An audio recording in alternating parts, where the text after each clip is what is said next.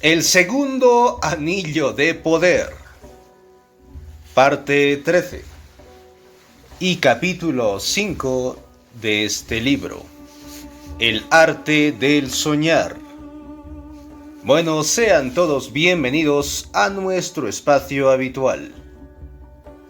Pues vamos con lo nuestro. Parte 13 del audiolibro. Capítulo 5.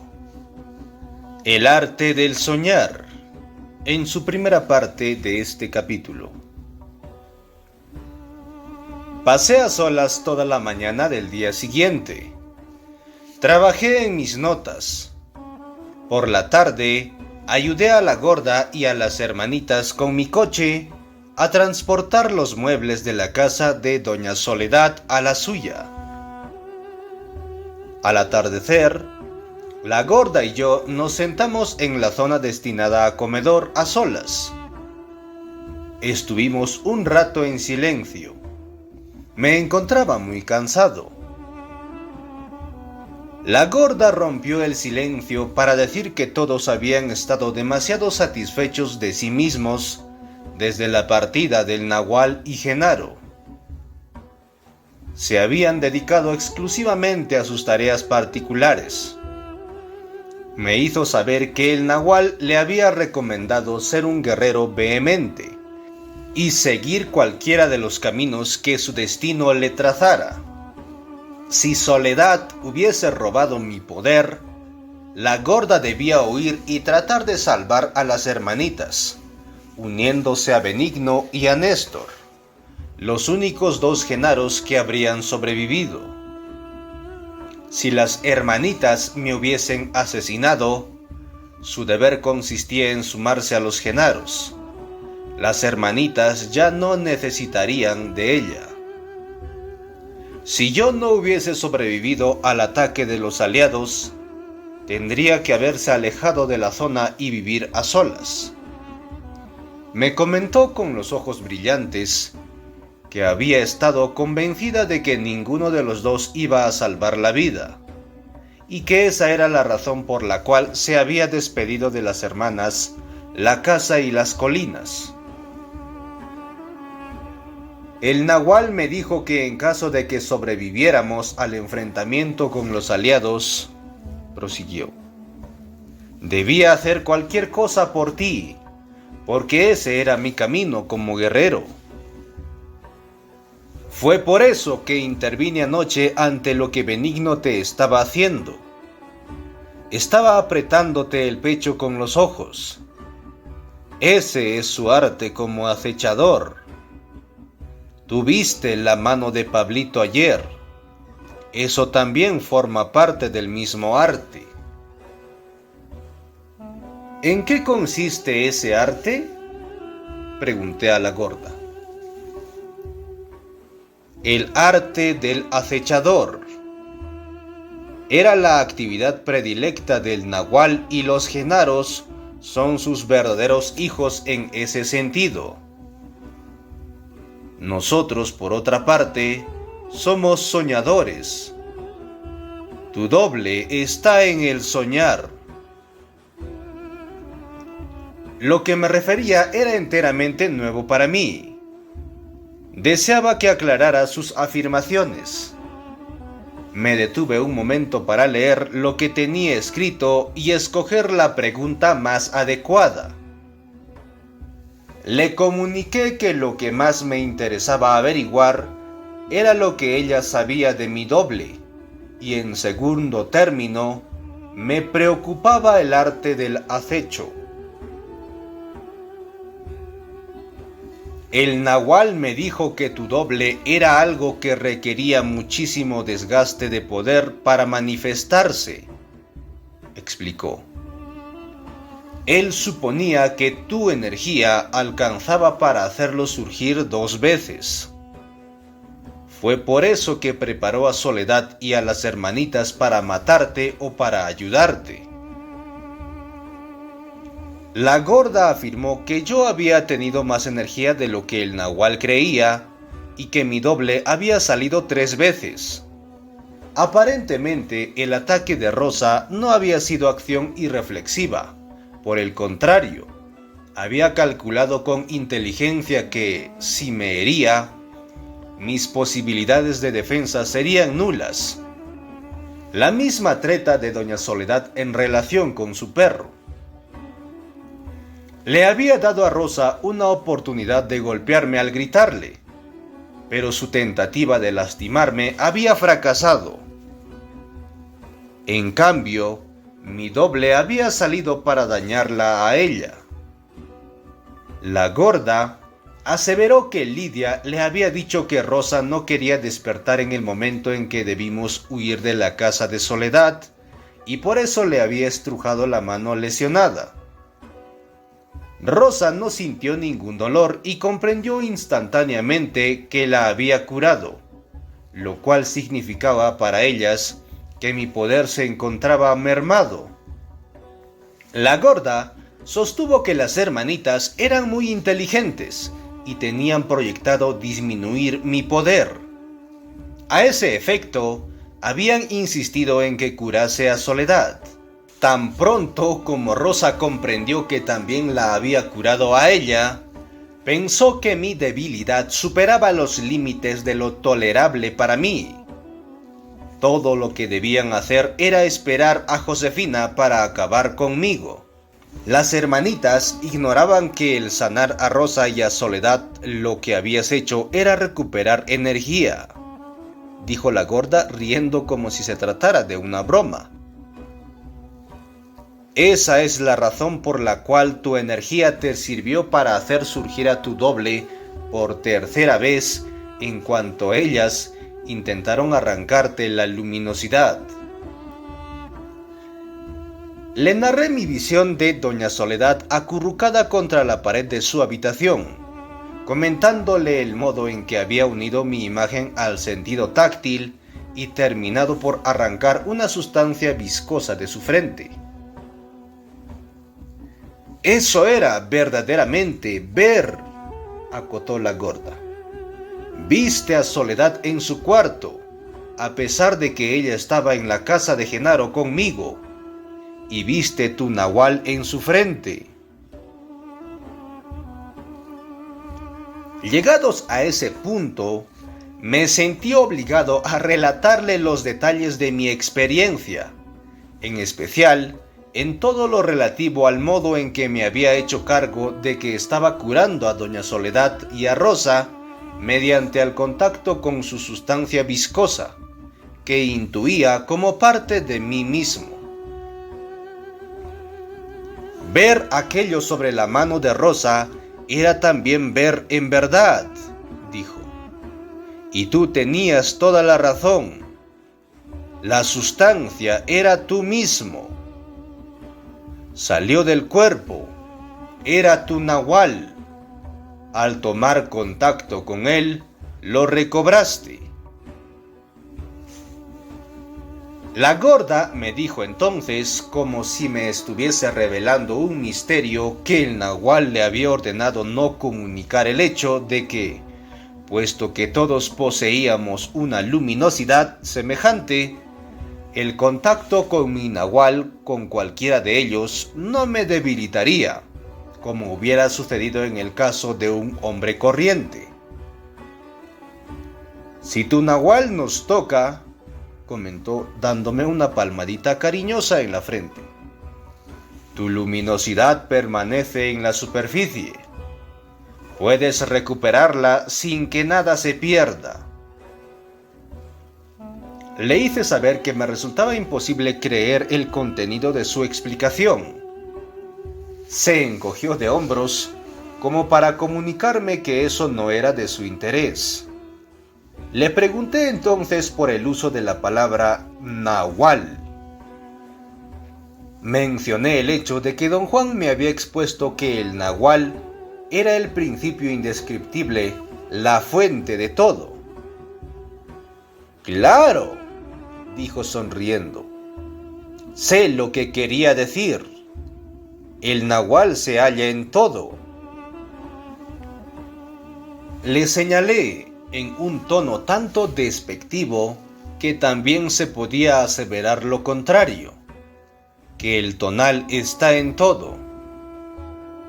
Me explicó detalladamente que no existía oposición alguna y que mi declaración era correcta, que el tonal también se encuentra en todo, que el tonal es susceptible de ser fácilmente aprehendido por nuestros sentidos, en tanto el nahual solo puede ser captado por el ojo del brujo. Agregó que no podíamos tropezar con las más extravagantes visiones del tonal y asustarnos o aterrorizarnos ante ellas, o serles indiferentes, puesto que eran accesibles a todos.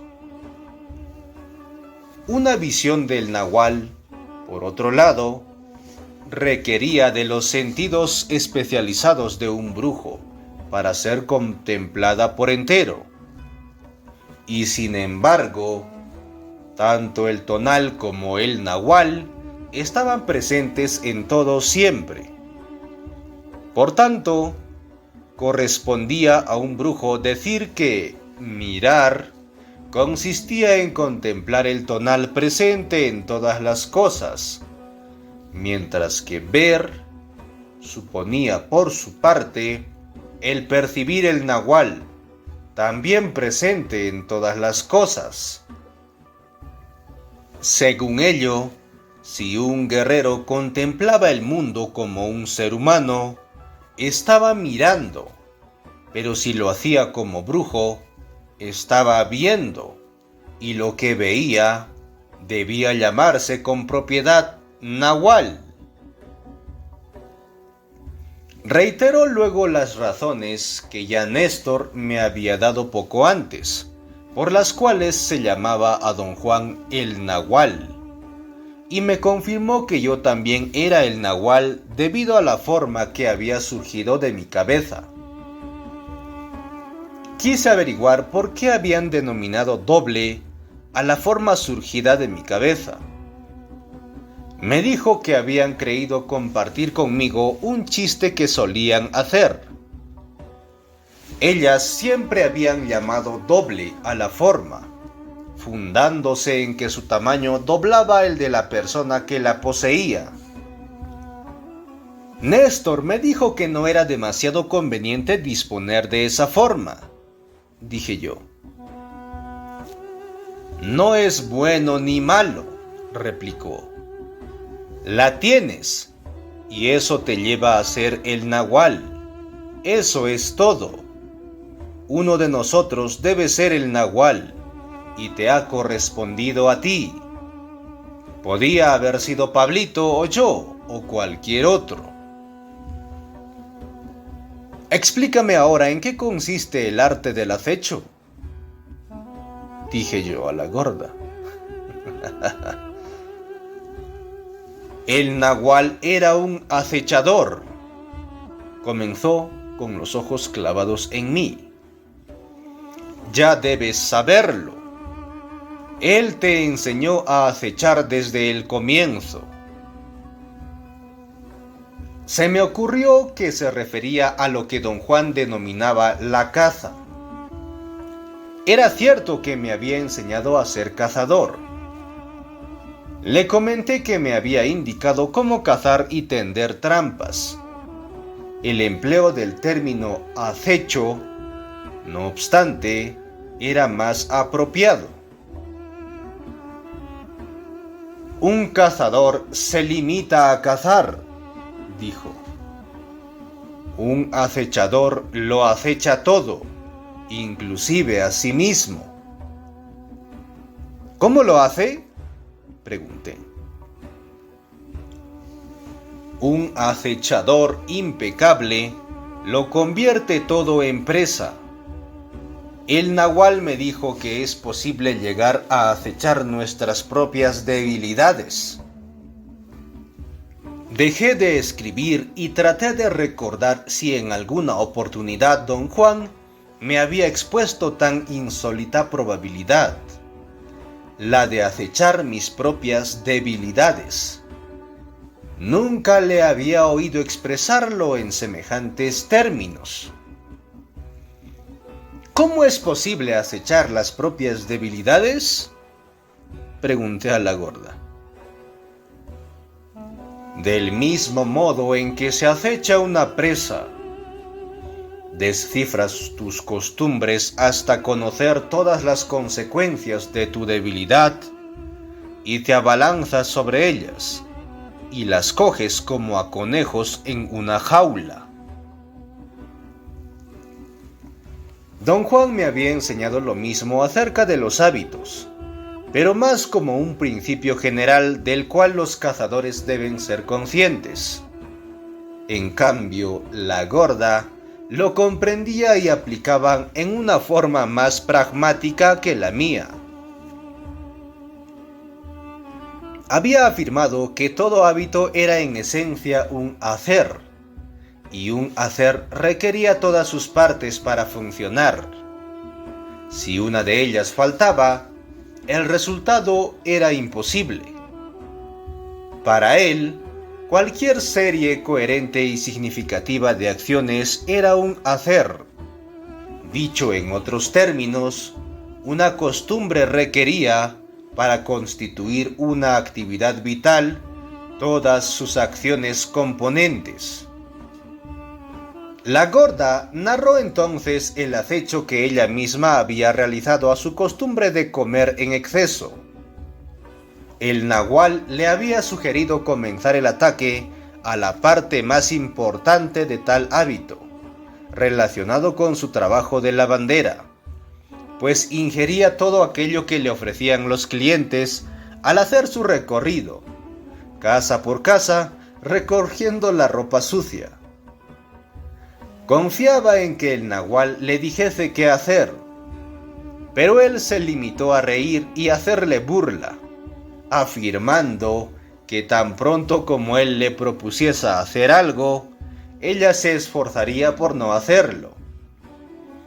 Insistió en que si así eran los seres humanos, le encantaba que se les diga lo que deben hacer, pero les gusta mucho más resistirse a hacerlo, de modo que llegan a aborrecer a quien los ha aconsejado.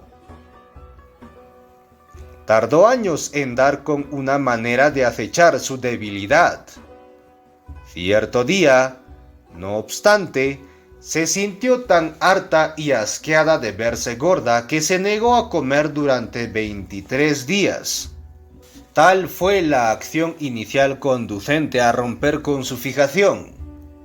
Luego, se le ocurrió la idea de llenarse la boca con una esponja para que sus dientes creyeran que tenía una muela infectada y no podía comer. El subterfugio resultó, no solo con los clientes que dejaron de darle comida, sino también con ella misma, por cuanto el mordisquear la esponja le proporcionaba la impresión de comer. La gorda no podía dejar de reír al contarme cómo, para quitarse la costumbre de comer en exceso, había pasado años con una esponja metida en la boca. ¿Fue todo eso lo que necesitaste para dejarlo?, pregunté. No, también tuve que aprender a comer como un guerrero. ¿Y cómo come un guerrero?, pregunté. Un guerrero come en silencio y lentamente, y muy poco a la vez. Yo solía hablar mientras comía y comía muy rápido, y devoraba montones y montones de alimentos en una sentada. El nahual me explicó que un guerrero ingería 4 bocados seguidos. Recién pasado un rato, tragaba otros 4 y así. Por otra parte, un guerrero camina kilómetros y kilómetros cada día. Mi afición a comer me impedía caminar. Acabé con ella ingiriendo 4 bocados por hora y andando. A veces lo hacía durante todo el día y toda la noche. Así me deshice de la gordura de mis nalgas. Se echó a reír al recordar el mote que le había puesto don Juan. Pero acechar las propias debilidades no implica estrictamente el deshacerse de ellas, dijo. Puedes estar acechándolas desde ahora hasta el día del juicio final, sin que nada varíe un ápice. Por eso, el nahual se negaba a precisar lo que se debía hacer. En realidad, lo que un guerrero necesita para ser un acechador impecable es tener un propósito. La gorda me contó cómo, antes de conocer al nahual, vivía de día en día sin aspirar a nada. No tenía esperanzas ni sueños, ni deseo de cosa alguna. La oportunidad de comer, en cambio, estaba siempre a su alcance. Por alguna razón misteriosa que le era imposible desentrañar, siempre, en todos y cada uno de los momentos de su existencia, había dispuesto de buena cantidad de alimentos. Tantos, a decir verdad, que llegó a pesar 120 kilos. Comer era la única alegría de mi vida, comentó. Además, nunca me veía gorda. Me creía más bonita y pensaba que la gente gustaba de mí tal como era. Todo el mundo decía que mi aspecto era saludable. El nahual me dijo algo muy extraño. Afirmó que yo poseía un enorme poder personal y debido a ello, siempre me las había arreglado para que los amigos me proveyeran de comida mientras mi propia familia pasaba hambre. Todos disponemos de poder personal para algo. En mi caso, el problema radicaba en desviar ese poder, dedicado a la obtención de alimentos, de modo de emplearlo para mi propósito de guerrero. ¿Y cuál es ese propósito?, pregunté, no muy serio. Entrar en el otro mundo, replicó con una sonrisa, a la vez que fingía golpearme la coronilla con los nudillos, tal como solía hacer don Juan cuando creía que yo solo estaba satisfaciendo mis deseos. La luz ya no me permitía escribir. Le pedí que fuese a buscar una lámpara, pero adujo que se hallaba demasiado cansada y tenía que dormir un poco antes de que llegasen las hermanitas. Fuimos a la habitación de delante. Me tendió una manta, se envolvió en otra y se durmió instantáneamente. Yo me senté con la espalda apoyada en la pared. La base de ladrillos de la cama resultaba dura a pesar de los 4 colchones de paja. Era más cómodo estar echado. En el momento en que lo hice, me dormí. Desperté súbitamente con una sed insoportable. Deseaba ir a la cocina a buscar agua, pero no lograba orientarme en la oscuridad. Percibía a la gorda, cubierta por su manta, cerca de mí. La sacudí 2 o 3 veces para pedirle que me ayudase a conseguir agua. Gruñó algunas palabras ininteligibles. A juzgar por las apariencias, se encontraba tan profundamente dormida que se resistía a despertar. Volví a agitarla y despertó de pronto, pero no era la gorda. Fuese quien fuese la persona a la que había importunado, me aulló con una voz masculina, bronca, que callara. Había un hombre en el lugar de la gorda. El miedo me hizo presa en mí en forma instantánea e incontrolable. Salté del lecho y me precipité hacia la puerta delantera, pero mi sentido de la orientación falló y terminé en la cocina. Cogí una lámpara y la encendí tan pronto como me fue posible. La gorda llegó en ese momento, procedente del cobertizo exterior, y me preguntó qué sucedía. Le conté nerviosamente los hechos.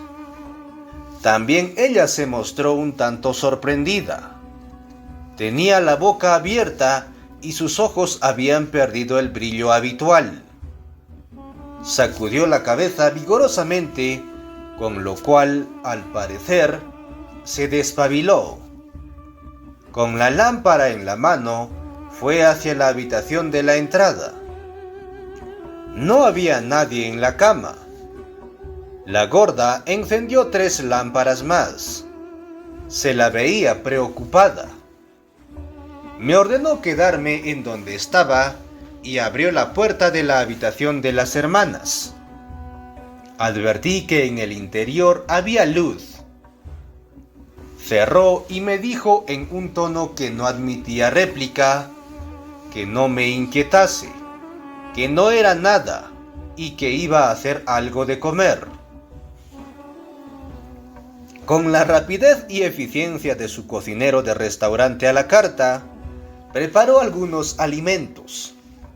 También me sirvió una bebida caliente a base de chocolate y harina de maíz. Nos sentamos el uno frente al otro y comimos en absoluto silencio. La noche era fría. Todo hacía pensar que iba a llover.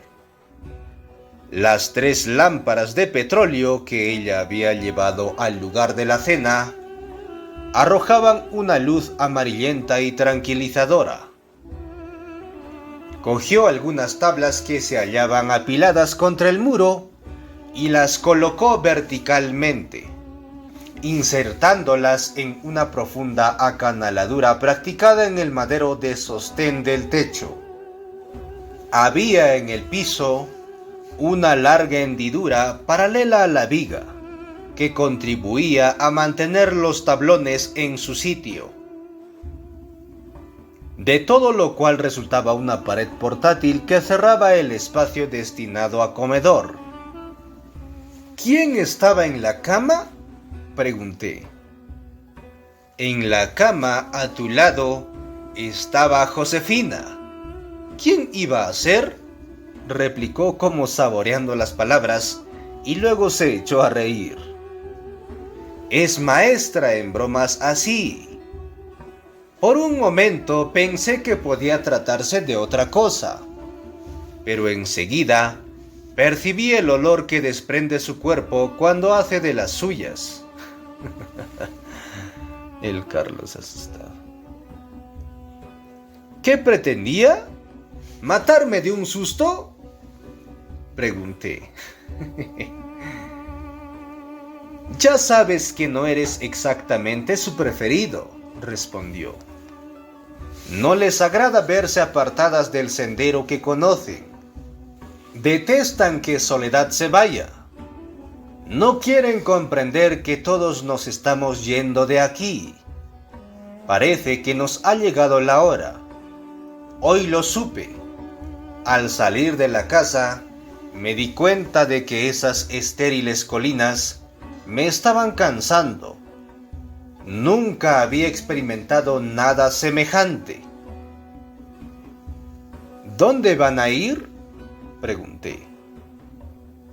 Aún no lo sé. Tengo la impresión de que depende de ti, de tu poder personal. ¿De mí? ¿En qué sentido?, pregunté yo.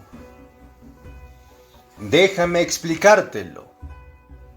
El día anterior al de tu llegada, las hermanitas y yo fuimos a la ciudad. Quería dar contigo allí porque había tenido una visión muy extraña en mi soñar. En ella, me encontraba en la ciudad contigo. Te veía con la misma claridad con la que lo hago en este momento. Tú ignorabas quién era yo, pero me hablabas. Yo no alcanzaba a oír tus palabras y regresé a la misma visión por 3 veces, pero en mi soñar no había fuerza bastante para permitirme captar lo que me decías. Supuse que lo que se buscaba darme a entender con todo ello era que debía ir a la ciudad y confiar en mi poder para hallarte en ella. Estaba segura de que estabas en camino. ¿Sabían las hermanitas por qué las llevabas a la ciudad?, pregunté. No les dije nada, respondió. Me limité a llevarlas. Anduvimos por las calles durante toda la mañana. Sus declaraciones me llevaron a un estado de ánimo singular. Espasmos nerviosos recorrieron mi cuerpo. Tuve que ponerme de pie y andar un poco. Volví a sentarme y le hice saber que había estado en la ciudad aquel mismo día y que había caminado durante toda la tarde por la plaza del mercado buscando a don Juan. Se me quedó mirando con la boca abierta. Debimos cruzarnos, dijo con un suspiro. Nosotras estuvimos en el mercado y en la plaza. Pasamos la mayor parte de la tarde sentadas en la escalinata de la iglesia para no llamar la atención. El hotel que me había alojado era un edificio prácticamente contiguo al de la iglesia. Recordé que había pasado un rato observando a la gente que se encontraba en las escalinatas. Algo me llevaba a examinarlas. Unía la impresión absurda de que don Juan y don Genaro se hallaban ahí, mezclados con aquellas personas, haciéndose pasar por mendigos para darme una sorpresa. ¿Cuándo abandonaron la ciudad?, inquirí. Alrededor de las 5 marchamos hacia el lugar que tiene el nahual en las montañas, respondió. También había tenido la certeza de que don Juan había partido al caer el día. Los sentimientos experimentados durante aquella búsqueda de don Juan se me aclaraban por completo. Debía revisar mis ideas sobre esa jornada a la luz de sus palabras. Ya me había explicado la certidumbre de que don Juan estaba en las calles de la ciudad como una expectación irracional de mi parte, consecuencia de mi costumbre de hallarle allí en otros tiempos. Ello me había librado de toda preocupación al respecto. Pero la gorda había estado en la ciudad, tratando de dar conmigo, y se trataba del ser más próximo a don Juan en cuanto a temperamento. Lo que había percibido era su presencia. Su narración no hacía más que confirmar algo que mi cuerpo sabía más allá de toda duda. Advertí una agitación nerviosa en su cuerpo, mientras le refería mi disposición de ánimo de aquel día. ¿Qué hubiese ocurrido en el caso de que dieras conmigo?, pregunté. Todo habría cambiado, replicó. Localizarte habría significado para mí que contaba con el poder necesario para seguir adelante. Ese es el motivo por el cual me hice acompañar por las hermanitas. Tú, yo y ellas, juntos habríamos partido ese día. ¿Hacia dónde?, pregunté. ¿Quién sabe? Si mi poder hubiese bastado para encontrarte, también habría bastado para saberlo. Ahora te toca a ti. Quizás tengas el poder necesario para determinar a dónde debemos ir. ¿Me entiendes? Escuché atentamente lo que me dijo la gorda. Me invadió entonces una profunda tristeza. Se me hizo presente, de modo más agudo que nunca, lo desesperado de mi fragilidad y mi temporalidad humanas. Don Juan había sostenido siempre que lo único que ponía límite a la desesperación era la conciencia de la muerte, clave del esquema de las cosas propio de los brujos. Estaba convencido de que la conciencia de muerte podía dotarnos de las fuerzas necesarias para resistir la presión y el dolor de la vida y el temor a lo desconocido. No obstante, nunca había sido capaz de decirme cuál era el modo de hacer pasar a primer plano esa conciencia. Había insistido, cada vez que le interrogaba, sobre el particular, en que mi voluntad era sólo el factor determinante. En otros términos, debía disponer mi mente para que fuese testigo de tales actos de conciencia. Creía haberlo hecho, pero, enfrentado a la decisión de la gorda de dar conmigo para marchar juntos, comprendí que si ella lo hubiese logrado aquel día, yo jamás habría regresado a mi hogar, ni vuelto a ver a aquellos a quienes afirmaba querer. No estaba preparado para ello.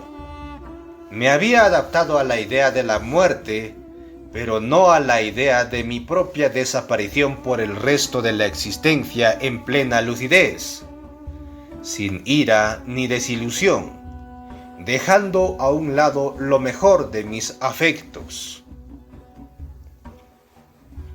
Me azoraba decir a la gorda que yo no era un guerrero digno de poseer la clase de poder que debía necesitarse para ejecutar un acto de esa naturaleza. Partir para siempre y saber hacia dónde y qué hacer. Somos criaturas humanas, dijo. ¿Quién sabe qué nos espera o qué clase de poder merecemos? Le confesé que me entristecía demasiado la idea de irse así. Los cambios sufridos por los brujos eran excesivamente drásticos y definitivos. Le referí la insoportable tristeza de Pablito ante la pérdida de su madre. La forma humana se alimenta de esos sentimientos, respondió secamente. Me compadecí de mí misma y de mis pequeños durante años. No comprendía cómo el nahual podía ser tan cruel como para pedirme que hiciera lo que hice. Abandonarlos, destruirlos y olvidarlos. Afirmó que le había llevado muchísimo tiempo entender que el nahual también había tenido que abandonar la forma humana. No era cruel. Sencillamente, ya no experimentaba sentimientos humanos. Todo era igual para él. Había aceptado su destino. El problema de Pablito y el mío propio consistía en que ninguno de los dos había aceptado su destino. Agregó con desdén que Pablito lloraba al recordar a su madre, su Manuelita, especialmente cuando tenía que prepararse él mismo la comida. Me instó a rememorar a la madre de Pablito tal como era, una vieja estúpida que no sabía hacer otra cosa que servir a su hijo. Sostuvo que la razón por la cual todos ellos consideraban a Pablito un cobarde era su incapacidad para ser feliz al pensar que su sirvienta Manuelita se había convertido en la bruja, Soledad, que podía matarlo como si aplastara un bicho. La gorda se puso en pie en actitud dramática y se inclinó sobre la mesa hasta que su frente estuvo a punto de rozar la mía. El nahual decía que la buena suerte de Pablito era extraordinaria, dijo. Madre e hijo luchan por lo mismo. Si no fuera tan cobarde, habría aceptado su destino y enfrentado a Soledad como un guerrero, sin miedo y sin odio. Al final, habría triunfado el mejor, alzándose con todo. Si Soledad hubiera sido la vencedora, Pablito habría debido sentirse feliz y desear su bien. Pero solo un auténtico guerrero debe sentir ese tipo de felicidad. ¿Y qué siente doña Soledad al respecto?, pregunté. No se abandona a sus sentimientos, replicó la gorda, sentándose nuevamente. Ha aceptado su destino con más prontitud que cualquiera de nosotros. Antes de recibir la ayuda del nahual, se encontraba peor que yo. Yo al menos era joven.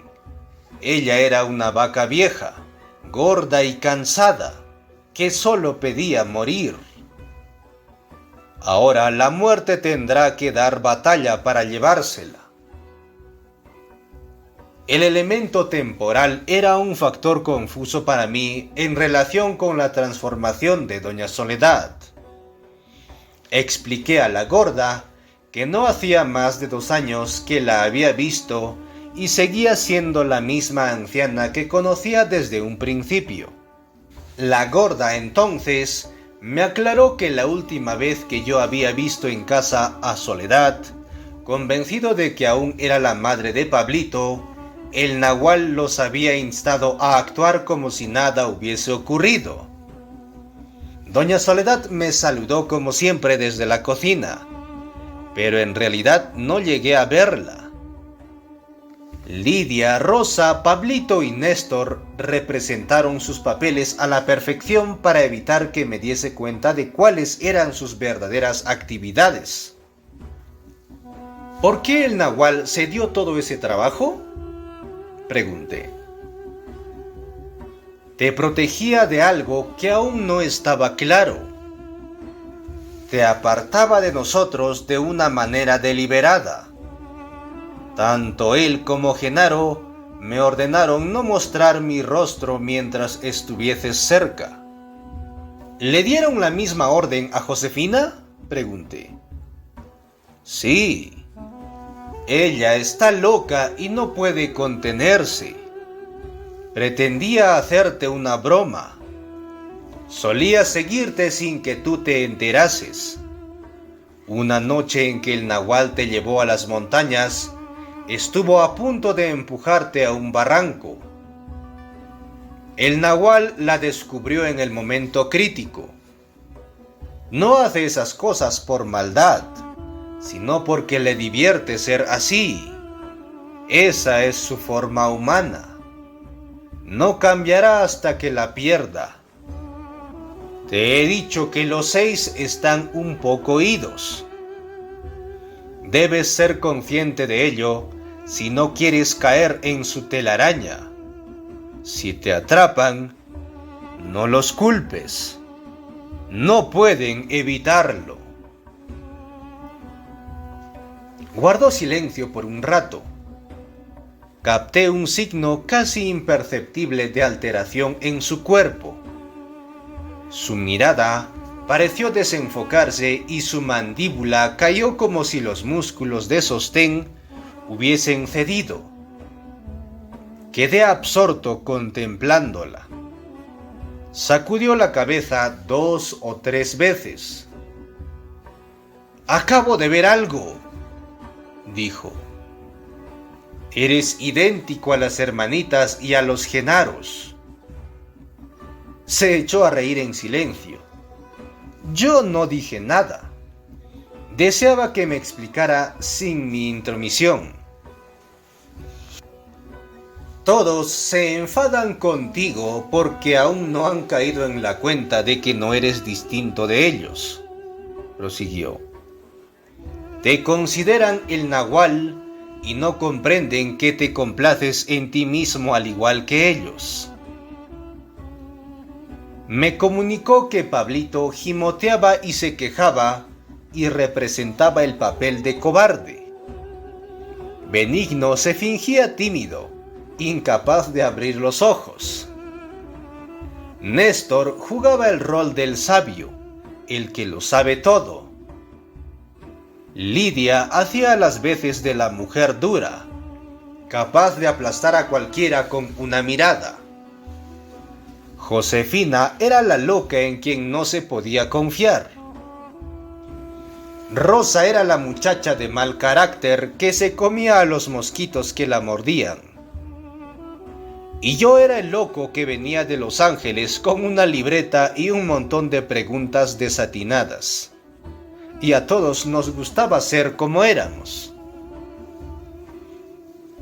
En una época yo era una mujer gorda y maloliente.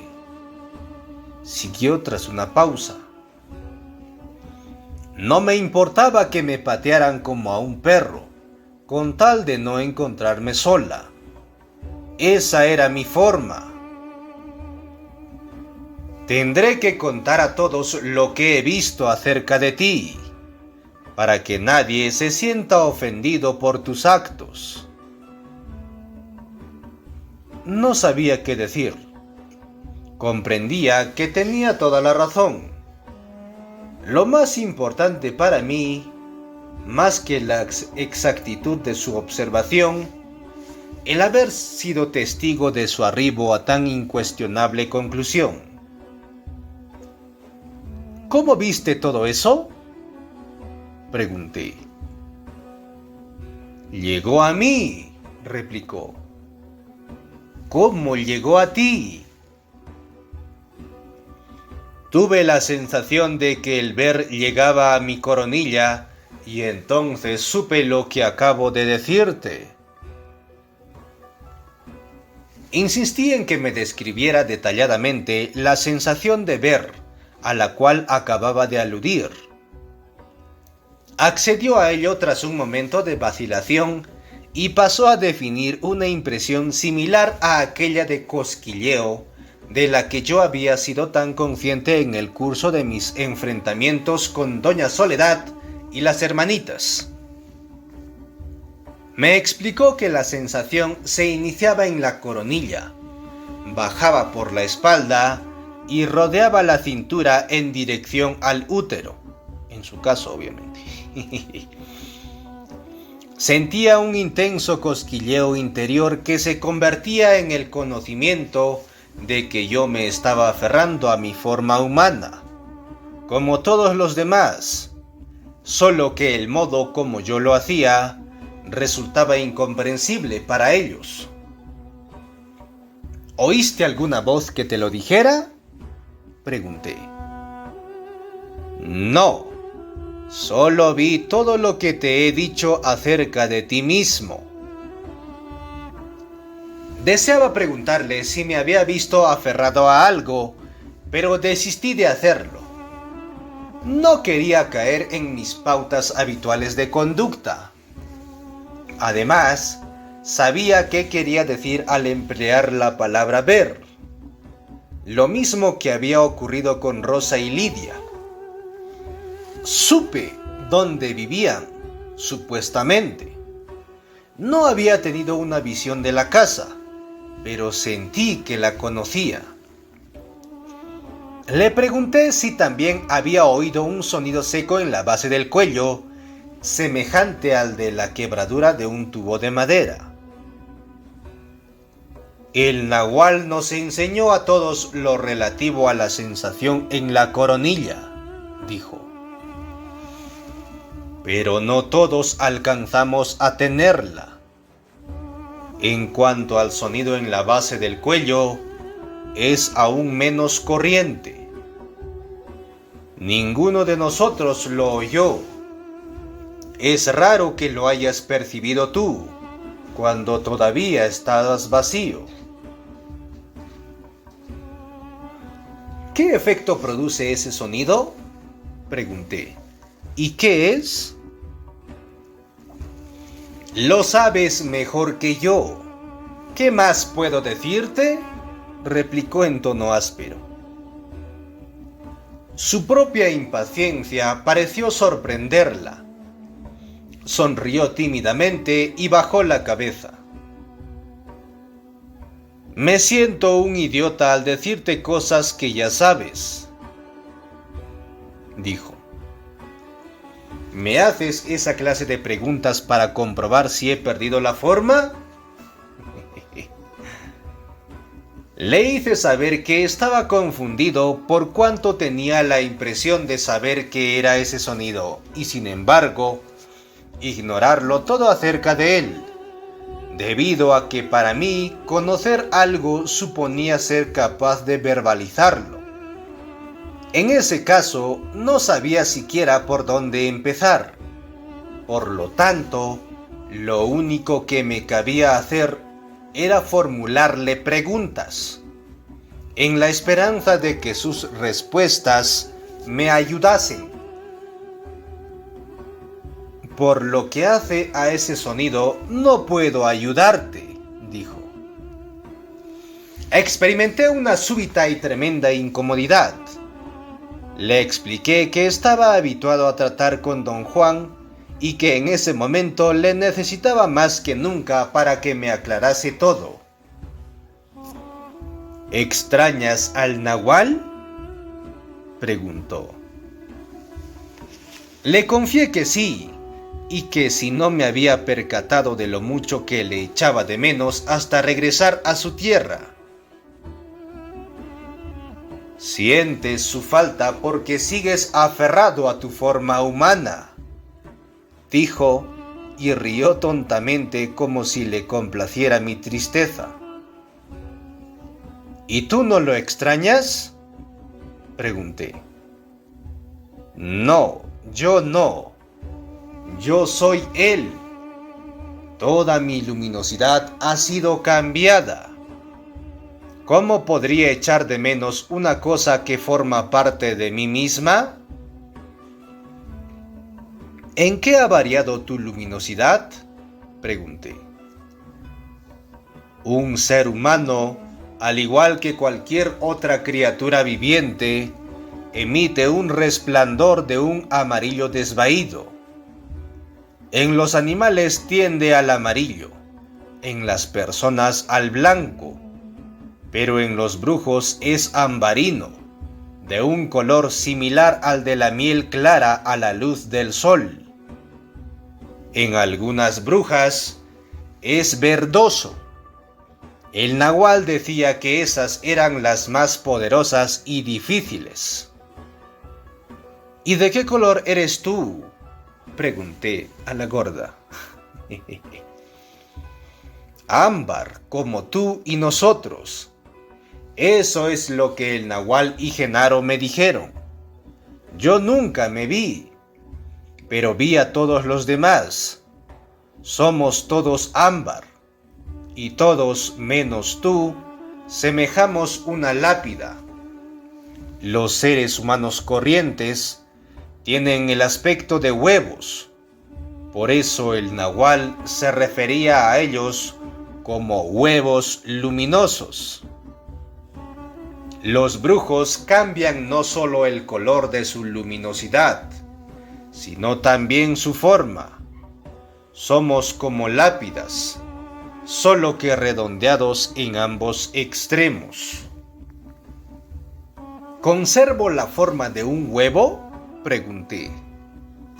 No, tienes la forma de una lápida, pero con un feo, sombrío remiendo en el centro. Mientras lo lleves, no podrás volar como lo hacen los brujos, como yo lo hice anoche ante ti. Ni siquiera podrás deshacerte de tu forma humana. Me enzarcé en una apasionada discusión, no tanto con ella como lo hice conmigo mismo. Insistí en que su declaración acerca de cómo recobrar la supuesta plenitud era sencillamente ridícula. Le dije que no debía dar la espalda a los propios hijos para tratar de alcanzar la más remota de las metas, entrar en el mundo del Nahual. Estaba tan convencido de tener la razón que me dejé llevar y le grité enfadado. Mi estallido no la conmovió en lo más mínimo. No todo el mundo está obligado a hacerlo, dijo. Solo los brujos que desean entrar en el otro mundo. Hay un buen número de otros brujos que ven y están incompletos. El estar completo es cuestión exclusivamente nuestra, de los toltecas. Mira, Soledad, por no ir más lejos. Es la mejor bruja que puedas encontrar y está incompleta. Vivo 2 hijos. Uno de ellos fue niña. Afortunadamente para Soledad, su hija murió. El Nahual decía que la fuerza del espíritu de la persona que muere regresa a sus dadores, refiriéndose con ello a los padres. Si los dadores ya no viven y el individuo tiene hijos, la fuerza va a parar a manos de aquel de entre ellos que esté completo. Si todos ellos están completos, la fuerza corresponderá a quien tenga poder, que no necesariamente es el mejor ni el más diligente. Te diré a guisa de ejemplo que Josefina, al morir su madre, recibió su fuerza, a pesar de ser la más loca de todas. Debería haber ido a parar a su hermano, un hombre trabajador y responsable, pero Josefina tiene más poder que él. La hija de Soledad murió sin descendencia, lo cual le permitió a la madre cerrar parcialmente su agujero. La única posibilidad que tiene de acabar de taparlo reside en la muerte de Pablito, y de igual forma, la única esperanza que tiene Pablito de tapar su propio agujero depende de la muerte de Soledad. Le espeté en términos muy violentos que sus palabras me parecían repugnantes y horribles. Me dio la razón. Aseveró que en una época ella misma había considerado la posición de los brujos como la cosa más fea posible. Me miraba con ojos fulgurantes. Había algo malévolo en su sonrisa. El Nahual me dijo que tú lo entendías todo, pero te negabas a hacer nada al respecto, afirmó en voz muy consistente. Volví a lanzarme a la discusión. Le hice saber que lo que el Nahual le hubiese dicho de mí nada tenía que ver con el asco que experimentaba frente al tema de que estábamos tocando. Le expliqué que amaba a los niños y sentía el más profundo respeto por ellos, así como también una gran simpatía por su desamparo en el espantoso mundo que les rodeaba.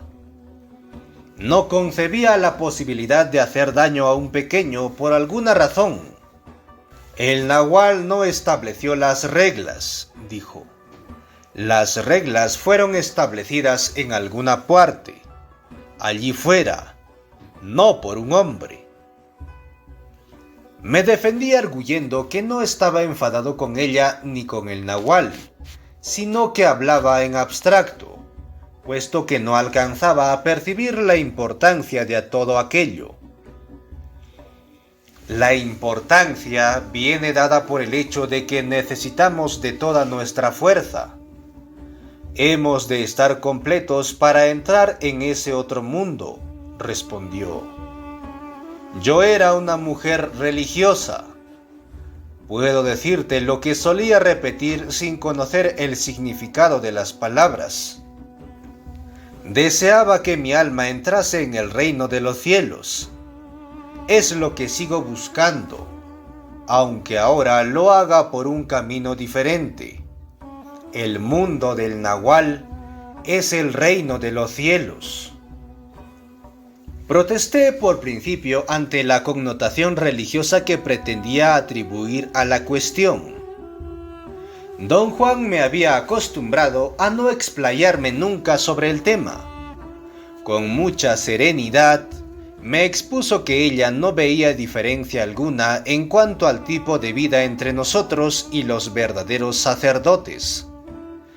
Destacó que no solo los auténticos sacerdotes eran completos por norma, sino que ni siquiera se debilitaban con actos sexuales.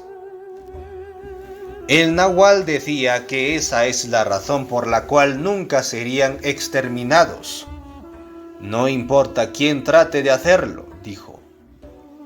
Sus seguidores siempre están vacíos, carecen del vigor de los pastores. Me gustó que el Nahual dijera eso. Siempre le tuve cariño. Nosotros somos como ellos. Hemos dejado el mundo y sin embargo nos mantenemos en medio de él. Los sacerdotes serían grandes brujos voladores si alguien les dijera que pueden hacerlo. Recordé la admiración de mi padre y mi abuelo hacia la Revolución Mexicana. Lo que más les entusiasmaba de ella era el intento por exterminar al clero. Ese entusiasmo, transmitido de padres a hijos, llegó hasta mí. Todos coincidíamos de alguna manera en ello. Tales convicciones formaban parte de las primeras cosas que don Juan había desterrado de mi personalidad. En una ocasión le dije, como si estuviera expresado en una opinión propia, algo que había estado oyendo durante toda mi vida, que la estratagema clásica de la Iglesia consistía en mantenernos en la ignorancia. Don Juan se puso muy serio. Parecía que mis palabras habían tocado una fibra muy profunda dentro de él. Pensé inmediatamente en los siglos que había durado la explotación de los indios. Esos sucios bastardos, dijo don Juan, me han mantenido en la ignorancia y a ti también. Capté su ironía de inmediato y ambos reímos. Nunca me había detenido a examinar esa conversación. Yo no pensaba como él, pero tampoco me oponía a su concepción. Le hablé de mi padre y de mi abuelo y de sus puntos de vista frente a la religión como hombres de talante liberal. No importa lo que nadie diga ni haga, afirmó. Tú debes ser impecable. La lucha se libra en nuestro pecho. Me dio unos ligeros golpes en el pecho. Si tu padre o tu abuelo se hubiesen propuesto ser guerreros impecables, prosiguió don Juan, no habrían perdido el tiempo en discusiones bizantinas. Hay que dedicar todo el tiempo y toda la energía para poder superar la propia estupidez. Y eso es lo importante. El resto no vale la pena. Nada de lo que tu padre y tu abuelo dijeron acerca de la iglesia les proporcionó bienestar. En cambio, el ser un guerrero impecable te dará vigor y juventud y poder. De modo que lo que debes hacer es escoger sabiamente. Mi opción era la impecabilidad y sencillez de una vida de guerrero. Debido a ello, me resultaba evidente que debía tomar las palabras de la gorda con mayor serenidad y seriedad, lo cual me parecía aún más amenazador que los actos de don Genaro. Él solía asustarme profundamente. Sus acciones, aunque terroríficas, eran asimiladas, sin embargo, en la continuidad coherente de sus enseñanzas. Tanto las afirmaciones como los hechos de la gorda significaban una amenaza de diferente clase para mí, en cierto sentido más concreto y real. La gorda se estremeció. Un escalofrío recorrió su cuerpo, obligándola a contraer los músculos de hombros y brazos. Se aferró al borde de la mesa, rígida y torpe. Luego se relajó y volvió a ser la de siempre. Fin de la parte 13. Y fin de esta primera parte del capítulo 5. El arte del soñar. Pues bueno, gracias por escucharnos en estos espacios en audio. Nos volveremos a encontrar en la próxima entrega. Saludos a la distancia y adiós.